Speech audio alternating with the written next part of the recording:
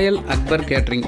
இன்றைக்கி நாம் என்ன பார்க்க போகிறோன்னு பார்த்தீங்கன்னா, ஒரு 180 kilo basmati rice, 270 kilo mutton, இதை வச்சு கல்யாண வீட்டு பிரியாணி எப்படி செய்கிறாங்க அப்படிங்கிறத நம்ம பார்க்க போகிறோம்.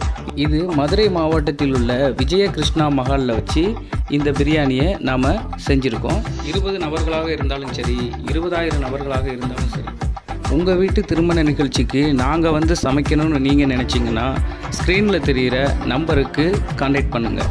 தமிழ்நாட்டில் உள்ள எல்லா மாவட்டங்களுக்கும் வந்து நாங்கள் உணவுகளை தயார் செய்து தருகிறோம் என்பதை இந்த தருணத்தில் தெரிவித்துக் கொள்கிறோம்.